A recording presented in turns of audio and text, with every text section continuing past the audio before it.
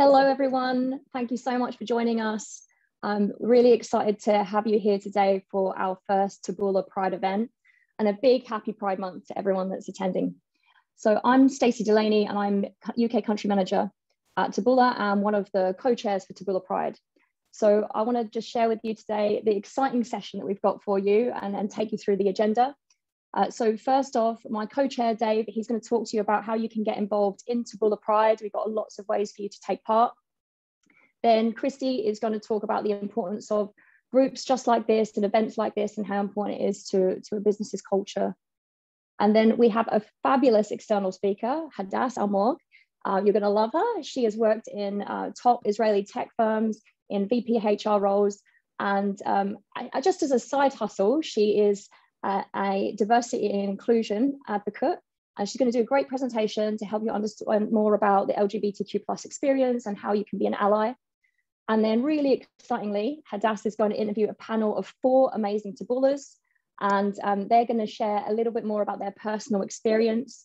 And yeah, we really hope that you enjoy it. So on that note, I'm going to hand over to Dave. Hey everyone, thanks Stacey. My name's Dave. I work on our marketing team here at Taboola, typically more on our external marketing function. So if you ever see a good press article about us, that was my team. So I'm here in New York, where I know a large contingent of Taboola Pride folks are. So definitely want to keep sort of the conversation going globally, but also here in New York. You know, June is typically known as Pride Month in a lot of different locations around the world, but our hope with this group is really that the conversation continues for the rest of the year. So, you know, there are a few ways that you guys can join and enjoy a lot of what we've got to offer. So the first being our Slack channel. We have a new Slack channel. If anybody uses it, check out Taboola Pride over on Slack. You can download our fabulous Zoom backgrounds, similar to the one you see behind me, courtesy of our marketing team as well. I'll send you guys a link to that, or you can actually check out the reminder email from earlier today, which has it. And you can also check out our Spotify playlist. So we've got a lot of classics from Gaga to Gloria Gaynor to, I think, Queen you just heard. So very excited about that. It's a good sort of 4-hour jam session you guys can have with it. So outside of those things, we are always looking for ideas for, you know, other events we might want to do, or other ways we can make the group better. So feel free to, again, join our Slack channel or reach out to Taboola Pride at taboola.com. That'll reach a bunch of us. So with that being said, and then out of the way, I'll toss it over to Christy for some words. Thank you, Stacey. Thank you, Dave. And thank you, Hadass, for being with us. Hi, everyone. I mean, just first, thank you, Taboola Pride, for putting this event together. It's a lot of work that go into such a great event, and I hope everyone will be able to enjoy it and learn it across all our different time zones and teams. All of our employee resource group, which Taboola Pride is one of them, are meant to foster the conversations that across different groups in the companies, right? We have seen great engagement across the board since we launched this initiatives. You have Taboola Pride today. Previously, we have Taboola Black, Taboola Blame, Taboola Her, right? I mean, it's really great that today, I mean, we're close to 200 people in this event. So really kind of kudos to the team who put it together. So when the team reached out to me a month ago and asked me to share some thoughts about Taboola Pride and the topic on pride. It's actually very personal, very special to me. It is really a challenging matter to me personally on pride. So let me share a bit of my personal experience with you so you understand where I'm coming from. I was born in Indonesia and I grew up in Hong Kong, which is now China. So those are areas of the world where I think this community is being ignored, was ignored, still ignored, was viewed as not right, and still viewed as not right, and not recognized under the law. And that's where I came from, just that you know. And coming to the States now, more than 2 decades ago, my opening to this community is actually through a childhood best friend from home who came out, who told me that she was dating both men and women when I was in college. I was totally confused. because I was like, well, this is my really good buddy, and she has not changed. She's still the buddy that I had. And today she's still a very, very close friend, like one of my best friends. So I realized that, hey, you know, some of the belief that I was told growing up is questionable. I started challenging that. I have to give up the lens, and I'm being a person who's been wearing glasses since I was a kid. I need to give up the lens that was given to me by my families, by my schools, by the communities that I grew up with, and start exploring what pride really is. After graduations, I would say 10 years into my professional life, I made my first gay friend, Ben. I actually was hanging out with him last week and celebrating Pride Month. He gave me the space to ask questions, to educate me on so many topics. How should I approach someone whom I think is gay? Like, I never introduce myself and say, "Hi, I'm Christy, I'm straight." So how do I approach someone at work or even in life? What is queer? Like, can you help me understand this? How should I be understanding, exchanging challenges from this community that I still feel is often unseen and underrepresented? And I'm really grateful to be given all this opportunity to learn, to grow, right, to practice inclusivity at work and in lives. And I would just, share one more personal story. 2 years ago, before COVID, I was riding the subway with my two sons. At that time, they were 5 and 8. My oldest son, Victor, pointing at an ad in the New York City subway that shows a lovely gay couple, and said to me, "Mom, this relationship is totally cool in our country. However, when we visit grandpa and grandma back home, which is in China now, it is a no-no." So, I'm so glad to be learning this also through the next generation. And I really hope that the next generation will be more open and understanding we are all people, right? And then, globally, there are many of our friends who are still not open about their sexuality that we should reach out to, that we should acknowledge them, celebrate them. And then as Dave said, I'm now living in New York. I'm seeing all the excitement and all the celebration this month in the city. And I'm glad that Taboola is playing a part of it. So today's event for me is an ongoing education and learning and sharing opportunity for me. And I hope that, resonate with some of you. We got to hear directly from some of our LGBTQ plus Taboola on how their background shaped their career journeys. The differences, I think, between this community and other community is some of our members are very open and proud of it. I think some of us are still struggling with it. And it's great that we have this opportunity to talk about it. Just a few statistics to put this challenge in your perspective is, in the States, almost 50% of LGBTQ Americans remain closeted in workplace, according to the Human Rights Campaign Foundation.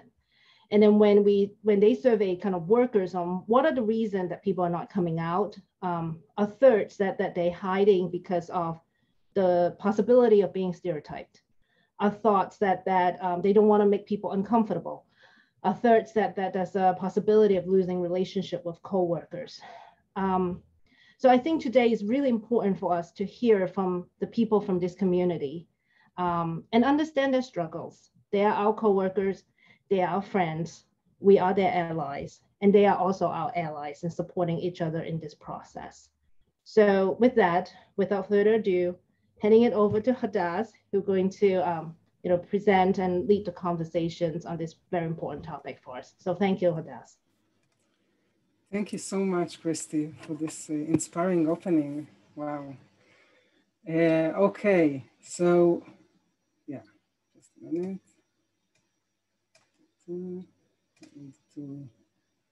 Okay, so you see my presentation? You see it? Yep, we can get it. Yes. Okay, great. Okay, So I will start also with a personal story. So I was raised in Rishon LeZion, which is a kind of a small, it's not small anymore, but it was small, a suburb of the big Tel Aviv, the big liberal Tel Aviv. And as a teenager, actually, I started to feel that I'm different. And I dated, boys, and I have a twin sister. So we both, did the same. And at some point, I felt really alone because I had no one to talk to. I had no language or naming to what I feel. So there was not a name. For my aspect, by the way, I invented it because there were no internet. I know it's hard to believe, but there were no internet back then. So no role models, no accessibility to any information. So I didn't know anyone like me.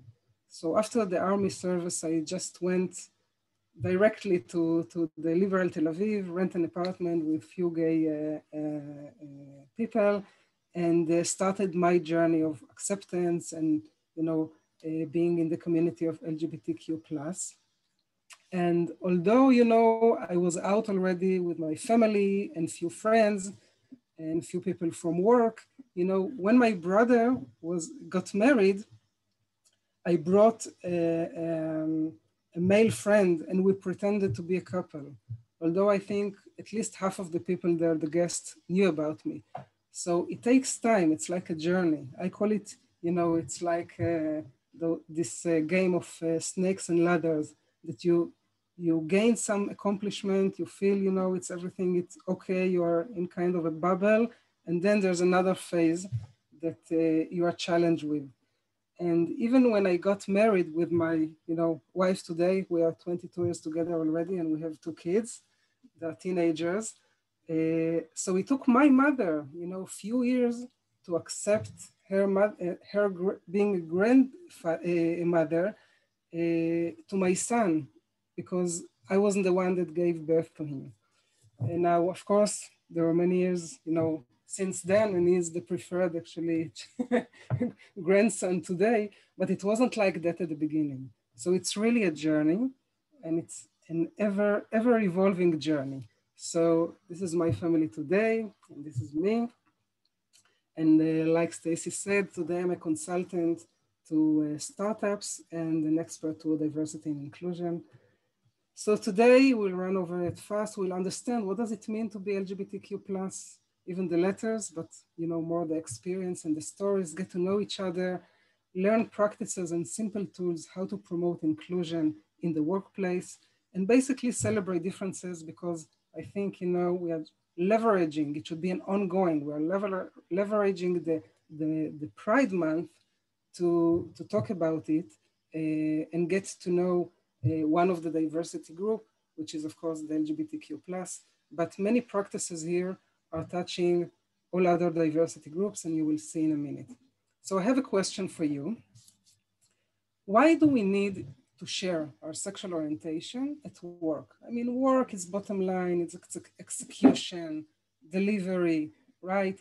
We have a role, we have interfaces, we are here, there's a work to be done. Why we need to bring our other identities that are out of work time?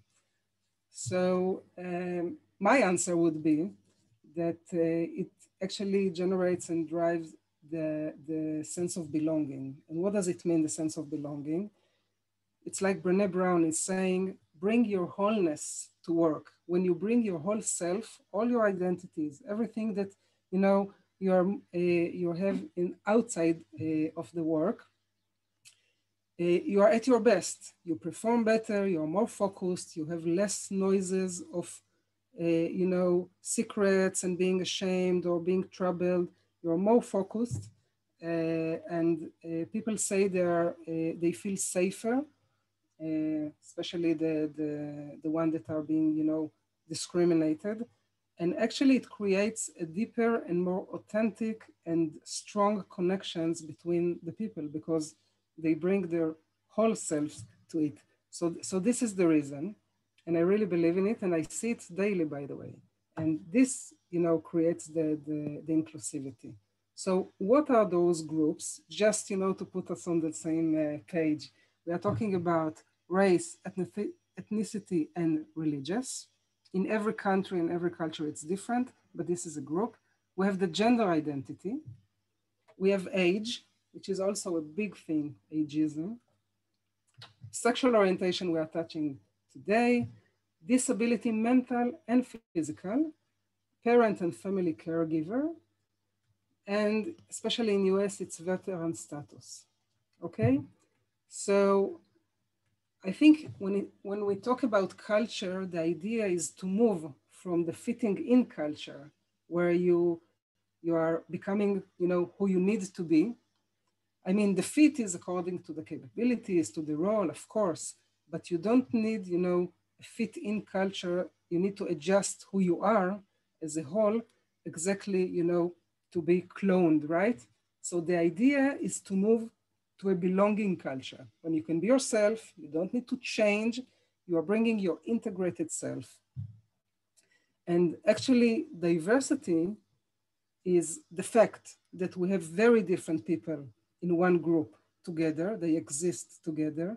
The inclusion part, which is the harder, but the most important one, is the actions that drives belonging, the actions that you feel, all those groups feel that they are included. This is why the word inclusion.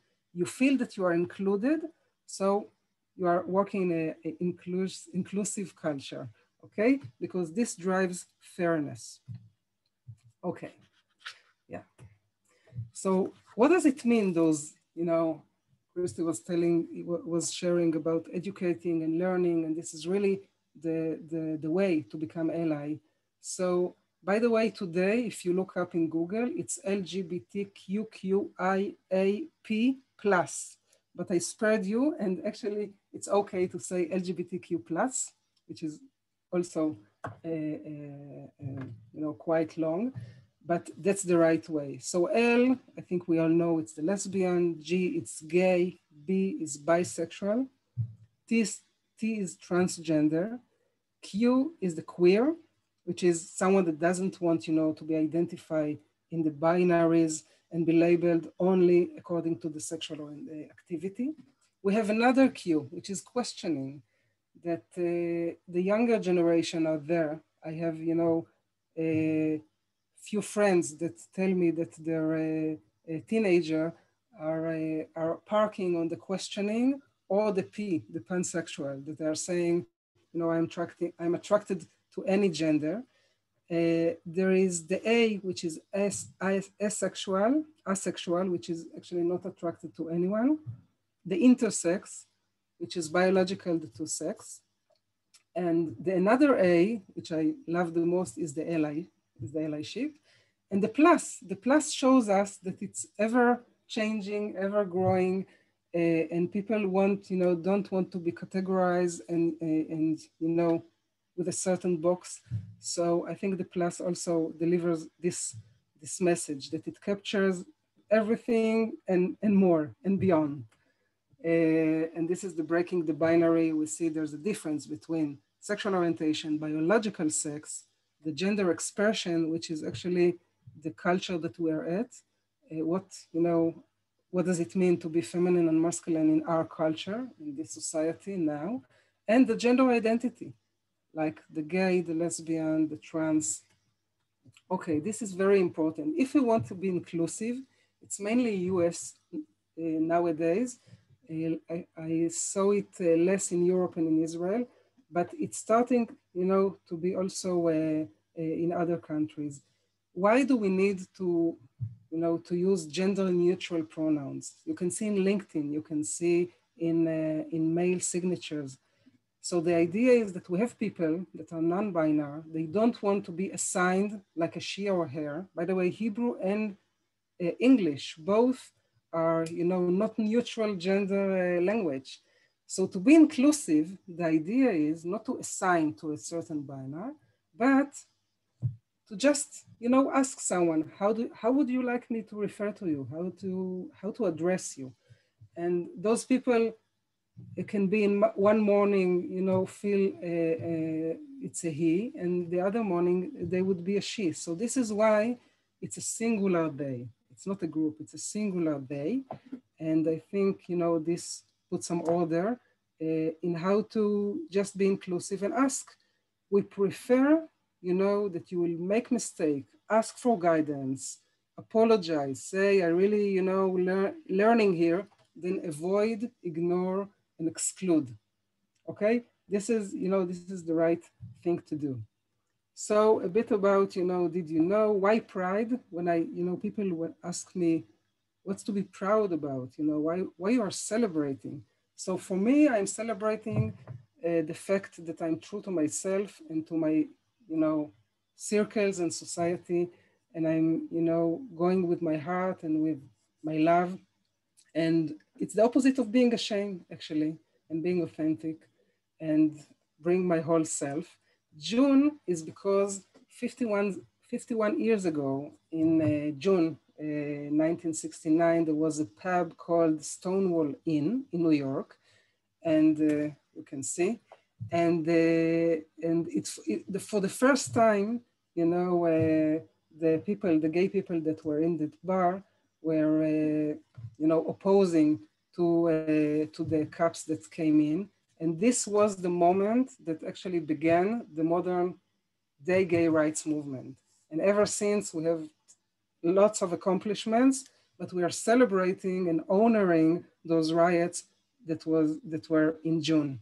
Okay, so this is the June part. It's, you know, all over the world, it's the same month. Let's talk about closets, okay? Well, there's no one big coming out event and that's it. You are done with it and everything is happy.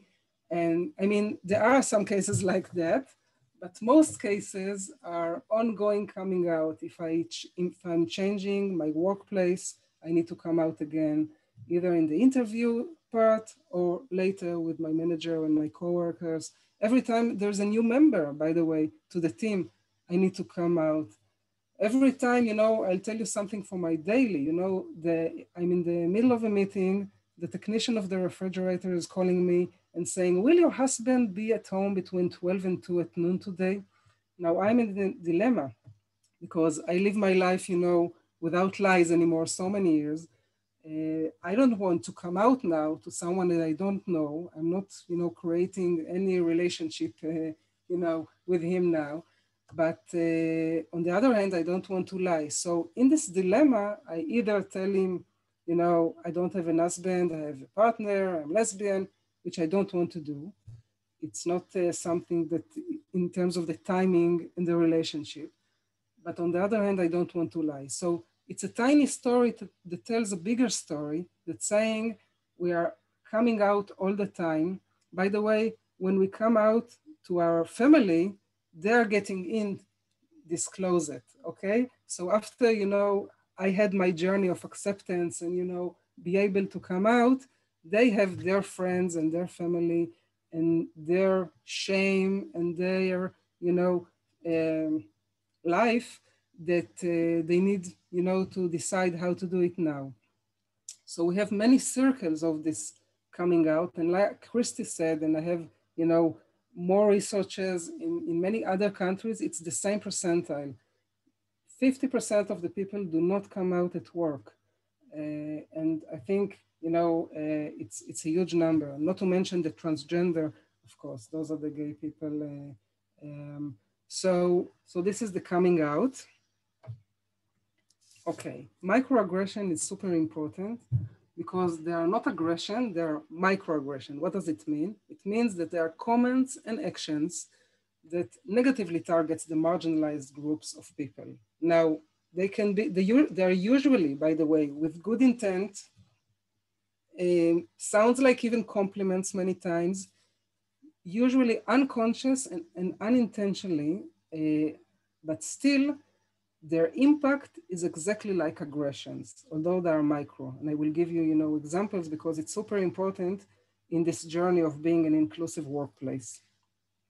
So when we, you know, the privileged one, do not expect the underrepresented minority to do something, to be something, to, to accomplish something. When you are shocked, when we are surprised and we are actually giving a compliment, many times it can be a microaggression, and the other side can feel, the same impact of discrimination or, being disempowered. Those are, questions that LGBTQ plus gets, for example, in terms of microaggression. I thought you were brothers and sisters. By the way, I checked it with many, many countries and sites all over the world. It's the same. And this is something very repetitively. Who is the man and who is the woman in your relationship? Yeah, people actually ask that a lot. You just haven't met the right man, the right woman. This is for number 2. That's it, a cartoon for number 2. So what are you? Trans people get that, by the way, many times. Maybe it's a phase. Are you sure?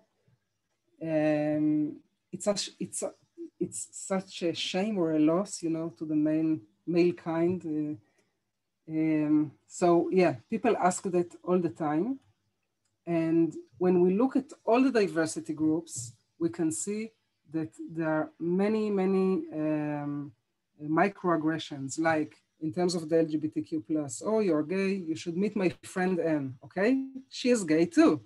So just because 2 people have one thing in common, okay, they have many more things in their, identity and personality, but we, see them in a filter, in this binary filter, and saying, okay, so, let's match you together. So how I see it is that who said that we have things in common? We will have a match just because we have the same sexual orientation, okay? Another example, you're a transgender, you don't look like it. What does it mean? It looks like a compliment, right? However, many gay and trans actually would feel that it implies that being a trans is not actually desired. You're not one of us. And if you would look like a lesbian or a trans, so you wouldn't be like us. But you don't look, so you don't look like it. You're so articulated. People of color many times get it. It sounds like a compliment, but it's not, because it says you are much more intelligent and competent than we assumed, that we expected. This surprise, notion makes it the microaggression, okay? Where are you actually from? Also, many people get that, that are not part of this nation. So what does it mean? You are not really part of us. When you ask something like that in this tone and this framing, this wording, this is how someone can get it, okay? Those are more examples. Your name is so hard to pronounce. This is when female developer get into a room full of men developers, and she might get this, note of, it's the wrong room. We talked about ageism. Do you even know what a Snapchat is, what Instagram is? Is that your real hair? And we have more too in terms of gender. Many men, interrupt and think, well, actually, I think it happens a lot. And lastly, the disability part, which is critical, because many people say, wow, you overcome your disability. This is so inspiring. So for the people that are, in this wheelchair, they might, feel that, you shouldn't be shocked that, I'm with a disability and I'm so inspiring, because I'm inspiring not because I overcame, the disability, because I did great things, right? So this is the microaggression. We have examples of how people can address, microaggressions. I will go over it very, I can send you this, but there are, just because people ask me, so, okay, so what do I do? How do I, be an ally? What's the wording for those questions? So you can read the examples. I know we were just trying to be funny, but I found the joke offensive. I also used to use those terms too, but then I heard that they might be offensive. Okay, so there's a way. recognize your privilege. This is key. It's just, you know, I can send you this, but it's just a table that shows that every one of us will just sit with ourselves and we'll start, you know, writing the, or all our source of privilege. We will see that we have kind of a lot. And once you identify it, that's also the journey to be an ally and to be more, you know, in equal society. So this is also, there's a huge, by the way, a full training only on unconscious bias, only on how to identify your privilege. You see, there are many, many conscious bias. By the way, we are wired to be biased, because we are wired to survive, and you survive with someone that is exactly like you, and you run faster because they are exactly like you. And the idea is to identify our nature, you know, our human nature, tribal biases, and fight it, because it's really, it's an effort, but and you can see the list of biases. So the idea is less, my approach is less the do's and don'ts, you know, it's more like an evolving journey of moving. If you want to be an ally, so you need to move from the fear zone, which is more safe, more comfort. You are, you know, ignoring, you are excluding, you are not getting around, to the more learning zone, which is the unlearn and skill up. Use those gender neutral pronouns, learn about, educate, ask your friends for many things that you don't know even how to refer to them. And the growth zone is actually being full accountable, making the uncomfortable comfortable. And this is the real allyship journey. It's not being a bystander. So this is how I see it. And when you look back 51 years ago and from Stonewall, you see that we've come a long way. You know, we have transgender that are out in the entertainment, in the government. We have Lego that just announced, you know, for the kids. We have, by the way, in Glassdoor, there's a new feature that you can score diversity and inclusion for each of the diversity group. You have a score. It's not yet published, you know, to all the companies, but only to the big ones, but it's there.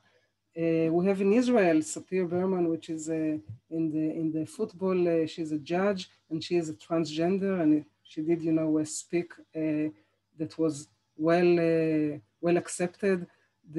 When companies are doing in the NASDAQ, you know, they want to go to IPO, you need at least 2 women board members. So all of this, and by the way, also in terms of role model, coming out from the Asperger syndrome, Elon Musk, all of those examples show you that we've come a long way. We have those stickers of safe zone. So from my end, before we go to the panel, my key takeaways of how to be an ally would be, don't assume. We really don't know anything about anyone. So let's not assume that. Let's leave room for, you know, the closets and everything with it we don't know. Be sensitive, be kind, recognize your microaggression, your privileges. Know that it's okay to mess up, breathe, apologize, ask for guidance. Don't ignore, avoid, or exclude. Don't be a bystander. Confront, you know, your biases. Inclusion is it's so much more than diversity. Language matters, and the ongoing learning. Now, the last one is actually the one that I want to leave you with, because it's the most important one. Because I think courts and policies and HR and programs and management, KPIs and measurements and everything, it's great. It's the top down, and it's necessary, and it's great. However, I think that what really makes the inclusive culture, it's the day-to-day, it's the people do. It's you, me, it's us, it's the little things. And with that, I will stop share. And I want you to meet our inspiring Taboolers.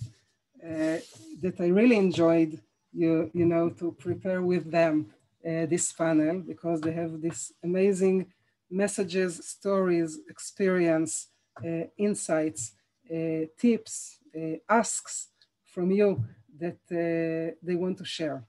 So can we have cameras on our panel?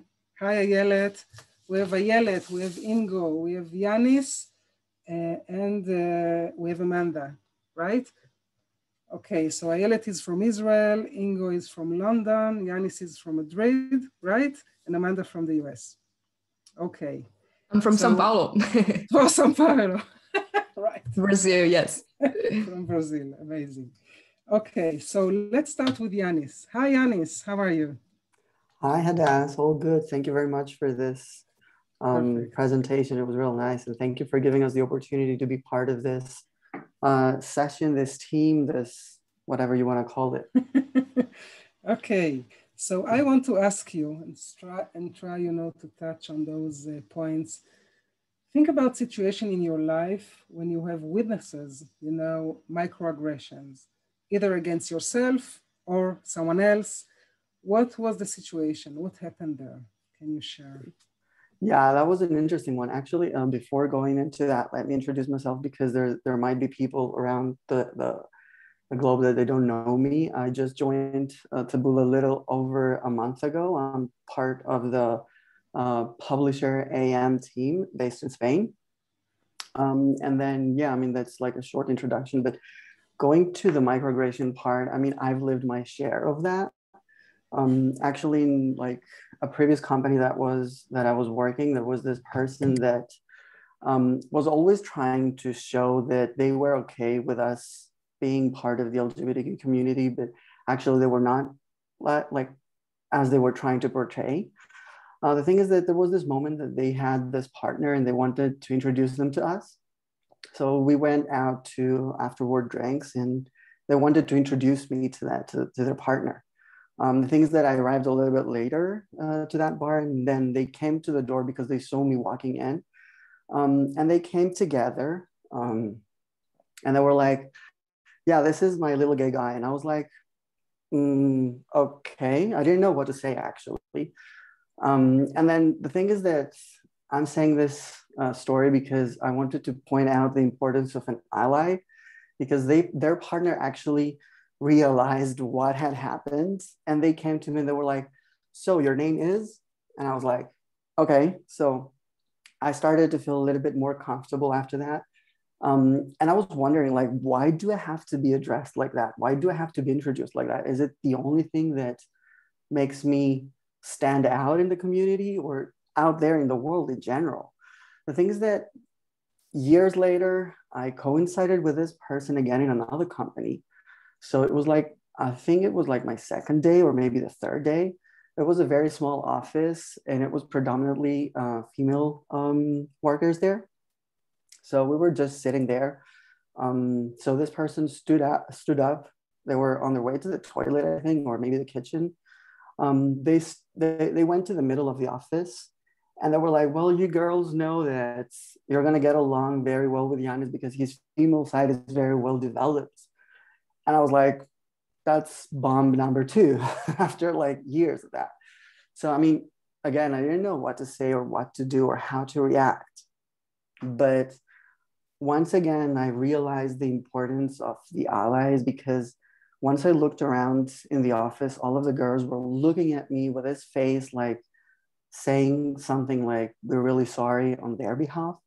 You know, I mean, and that made me feel I was being part of something, that I felt like surrounded by people that cared about me, even though they didn't even know me, because it was like my second day in that office. But still, again, it made me wonder, like, why do we have to be introduced like that? And maybe this is one of the reasons why we still try and get some more visibility or educate people or show them that we're more than that. I'm more than just a little gay guy. I'm more than a person that has a feminine side that is a little bit overdeveloped. I'm me. I'm Yanis. I'm from Greece. I've been living in Spain. I've been working for so many years, and I have so many other things to show out there, and not only just these two details. And it was hard, but still these allies around me made me feel comfortable, made me feel more welcome and closer to everybody. Wow, thank you so much.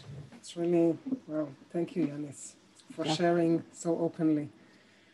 Okay, Amanda, how are you? I'm great. Thank you. Perfect. And you? Amazing, really.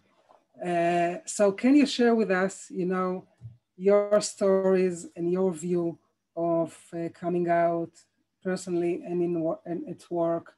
Anything about, microaggression or being an ally, or, what does it take to be an inclusive workplace for you to be, to feel included? Anything? Okay, yeah, sure. So, okay, well, when I was 19, I came out as a lesbian.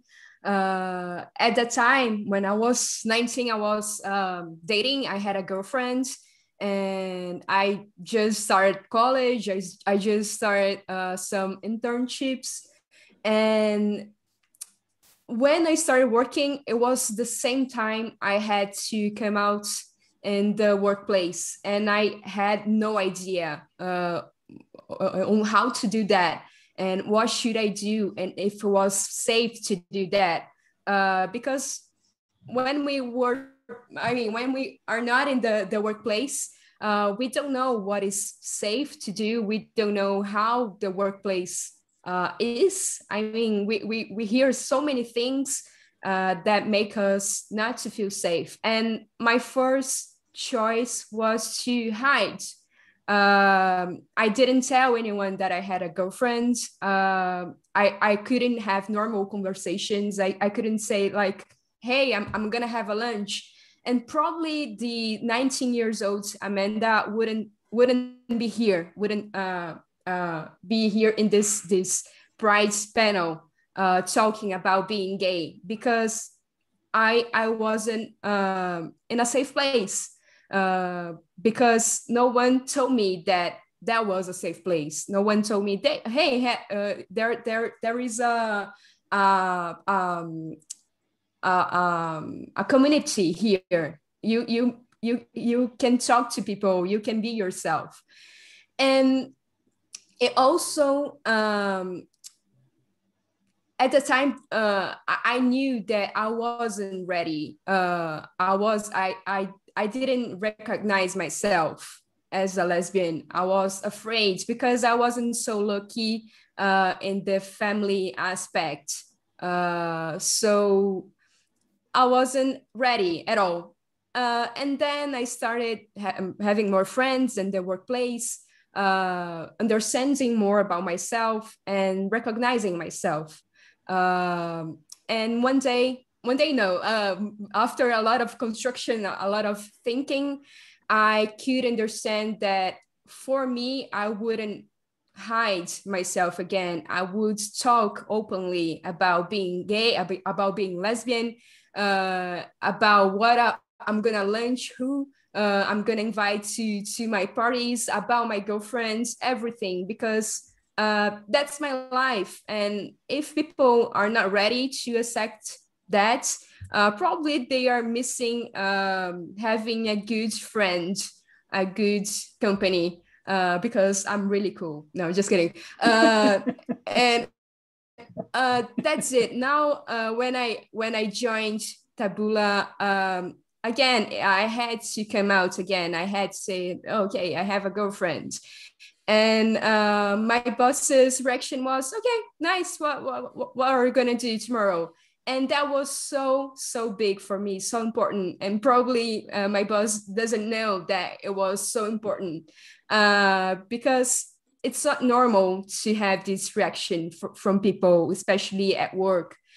Because normally, I don't know if Yanis, I like to do this, but normally I tend to surround myself with LGBTQ plus people. My hairstylist is trans. The restaurants and the bars I go to are openly gay, or they accept I mean, they are made to gay people. I really don't go to places that are mainly straight places. And when we are at work, we know that there are a lot of people, a lot of, beliefs.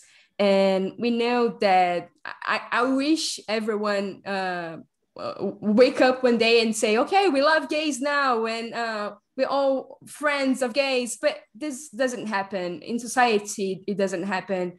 I mean, we have a lot of racist people, homophobic people, and this happens at work as well. So that's why I think it's so important to talk, to have workshops, not only in June, but the entire year, because we still need to feel safe, to know that we have a structure here, that HR will support and protect us. So that's why Amanda of 19 years old wouldn't be here, but the current Amanda is here now to talk and to say all those things. So thank you, the current Amanda. Thank you so much for sharing this.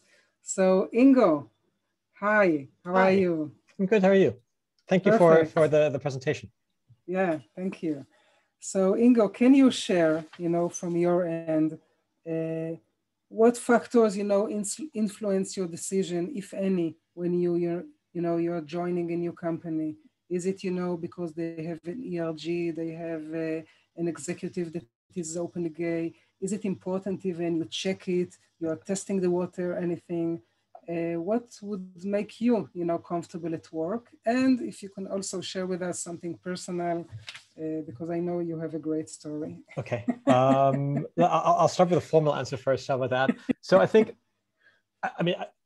everyone has to make their own decision about how much they can separate work from personal life, and how therefore they can put that kind of the environment into a container. I think it's really important to be checking for these things. And if I think about, we work in an industry, tech advertising, which is definitely one of the more inclusive and welcoming industries. Although I was heartbroken to read one of the questions in the chat earlier from one of our colleagues.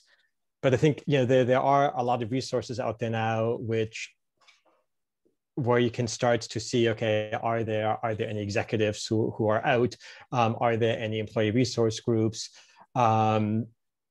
Hopefully someone within your network might know somebody who works there, so you can get a bit of an inside understanding into the business. But I think I personally still believe that I want to look for these things when I'm in the office for interviews. I know in the current environment, it's super hard. And I've definitely done, even one of my prior employers, I did the entire interview process remote and never got to meet anyone. And it was a risk for me because I didn't know exactly, they talk about bring your authentic self into the office, but that's a tagline, right? That's it's everywhere. Every modern business will say, we support Pride and we do this and we do that. Yeah. But that doesn't tell you anything about your colleagues. We call it pink wash, right? Exactly. So I think for my approach is to really just try to spend as much time in the office and really have, pay a lot of attention as I'm walking around. I mean, do you see a pride flag somewhere? I mean, that's that. If you see a pride flag on someone's desk, that's a huge tell, because there's somebody in the office who clearly feels comfortable enough to do that. So I look for those subtle gestures. I look to, if there's a chance to go to the coffee machine, spend a little bit of time in the kitchen just to get a sense of the flow in the office. It's I'm a huge believer of that. And so I think it's important, but also I have the benefit of being in London, and there are definitely places where that's a whole lot easier to do than in other parts of the world. I mean, I also know, having responsibility for a team in the Dubai office at LinkedIn, going to the UAE is a very different proposition than going to London or to Berlin or Paris. So you have to be, I tend to be more subtle about these things than other people. And with regard to the personal, just keeping an eye on the time with regard to the personal stories. So, I mean, as some people might know, I did try to become an opera singer at one point in time, many moons ago. And for me, singing was a process for accepting myself, because to be an opera singer, you have to free your natural voice, is one of those oft mentioned phrases. And it's difficult to free your natural voice if you aren't accepting of yourself. And so for me, the goal of becoming the best singer could possibly be actually opened the door for me to come out to friends and family and to accept myself. And I probably had one of my best lessons ever in the lesson where I came out to my teacher. And probably, I think it's the first lesson as a tenor where I hit a clean top C. And as a tenor in singing opera, a clean top C is kind of your big money note. So that was a big day for me. Amazing. Thank you very much. I like the analogy, by the way, the analogy of saying, that you are voicing up, who you are when we are voicing up and being authentic at work, like you did in order to be an opera singer. I think it's a great analogy because it shows exactly when you're, you are one with who you are and telling your truth outside and inside. It's much more healthier, and you are able to be, to perform better. Amazing, thank you. So Ayelet, Yes. How are you? Good, I'm having a great time, thank you. Okay, so can you share, why is it important, you think, for people to know that you are part of the LGBTQ community at work? Why it's important? And how can an organization be, more inclusive, and so you will be more included? Mm-hmm. So first of all, I want to share that I've been in the being gay business for 16 years now, out of which 11 completely out and proud. And I'm married to Ayala for 9 years now, and we raise our 10 months old son named Elon. So that's a little bit about me. And in terms of why it's important, I look at it from three different ways. So first of all, for myself, so I've always been a very open person, except for when I was in the closet. And it was very difficult for me to hide such a significant thing of my life. I used to be like an open book, and suddenly I was like, wait, I can't say this. I don't want to share that. And I really didn't want to lie at all. So I just stopped meeting some people because I knew I'm not trained enough to not say everything. So I just had not to meet them because otherwise I would have said everything. So being able to, be out and proud is really freeing, and just the ability to bring your whole authentic self is liberating, and it feels amazing. And today I wish I came out earlier, but I guess I needed that time back then. So like the 20 years old Ayelet, like Amanda said, needed that time. But I am grateful for where I am today.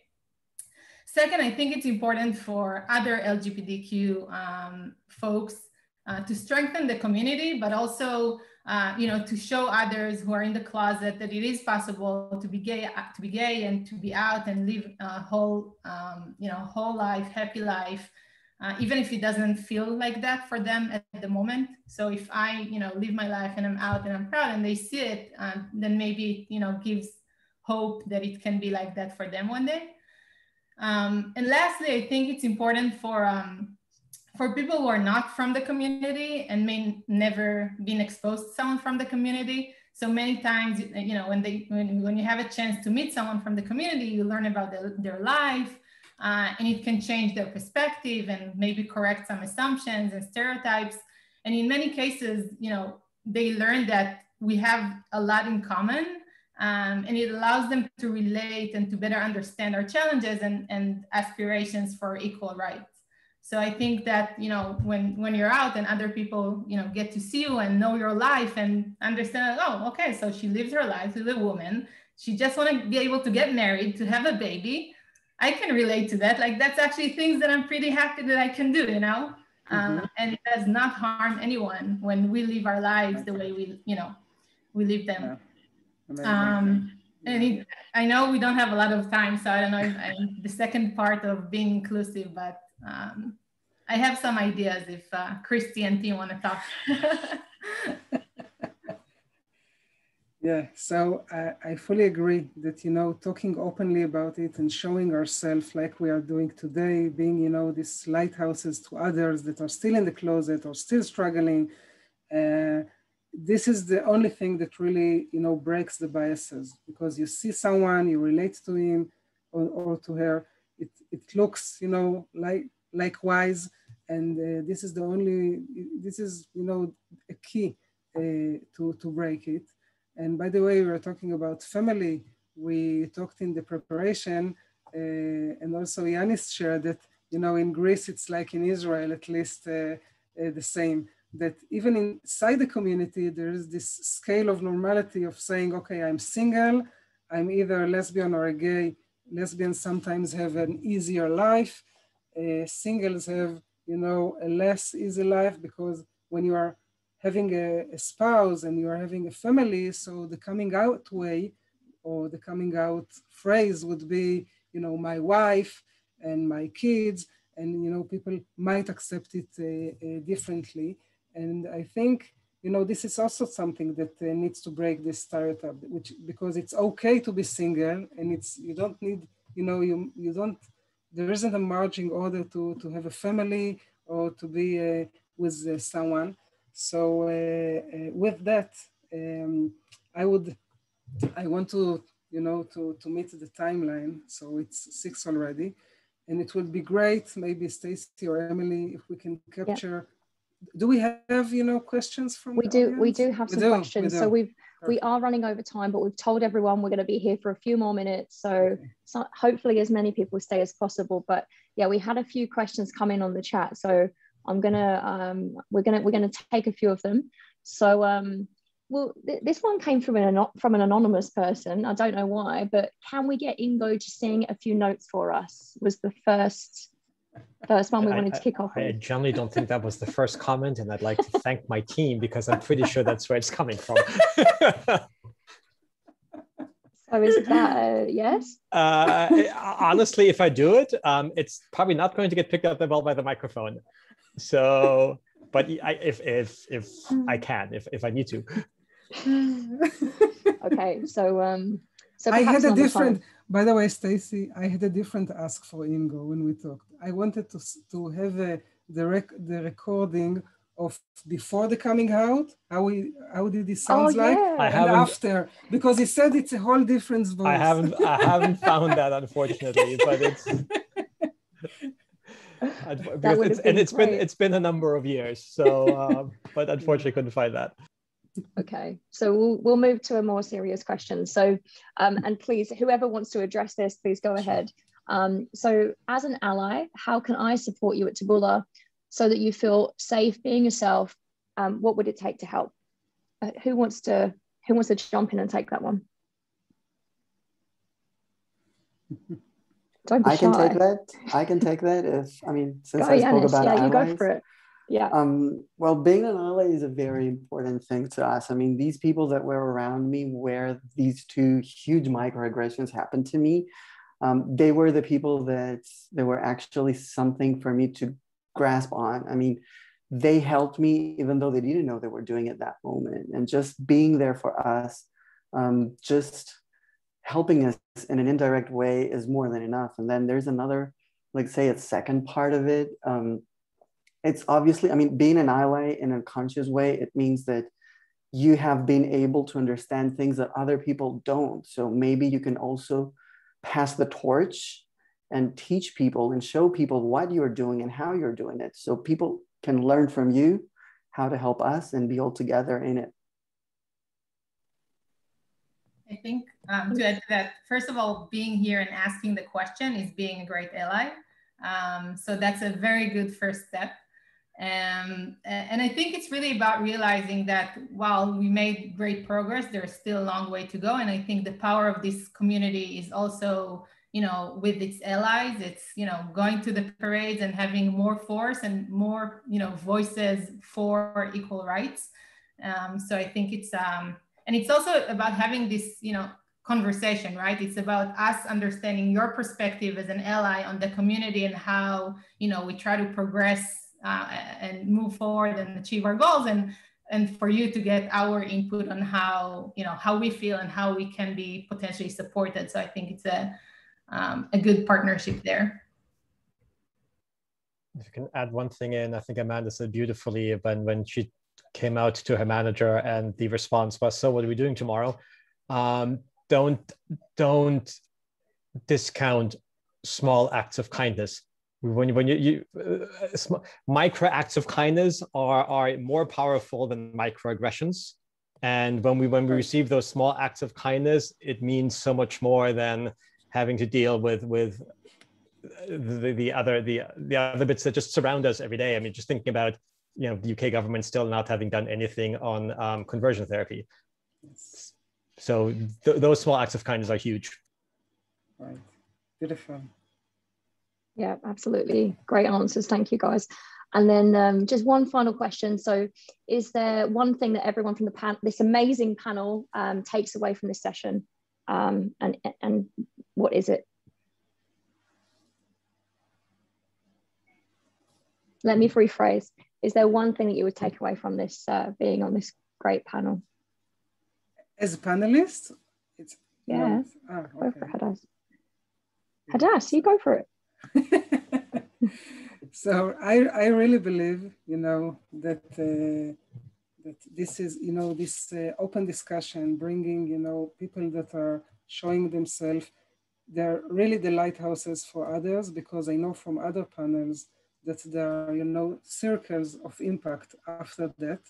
And people, there are other closets than LGBTQ+, and people knows that now it's okay to bring many other things, to work that are not necessarily the sexual orientation, but anything, because there's, like Christy said, we are opening a space to, to this kind of communication. And this is my key tip or takeaway. Thank you. Amanda? I can add, yeah, sure. So I can I told Hadass and Ayelet when we met that it was very, very important to have representation here at Taboola, because it is the first time since I started working that I see a lot of some women married to another woman that have kids and work and make things possible.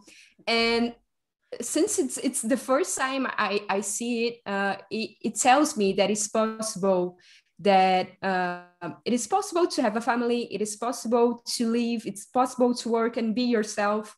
So that's why it's so good to have these conversations, because I didn't know that Hadass and Ayelet were actual. I didn't know them, and I didn't know that was possible, that they exist. So that's why it's so important to me, and probably to other people here that are finding themselves, or are exploring, or want to know also that is possible. So that's my key takeaway from this panel. Thank you, Amanda. Well, I think that is all that we have time for. So I've just got to say a few big thank yous. First of all, to our amazing panel, to Hadass, thank you so much. It was a wonderful presentation. I think it will be insightful for so many on the line. To you 4 amazing Taboolas, you're such wonderful people, and it was great to hear your stories. Thank you for sharing them. A big thanks to Christy, Dave, who also presented, and then a massive thank you for everyone that works behind the scenes. So I hope I didn't forget anyone, but Emily, Yanina, Miri, Efrat, Maria, Rayut, a big thank you for all of you as well, because it does take a lot to put on this sort of thing. And big farewell from me. Happy Pride Month. Join us, hashtag Taboola Pride on Slack. And yeah, come and join the community. It's been so great to meet so many people already. Thank you. Over and out. Thank you very much. Bye-bye. Thank you.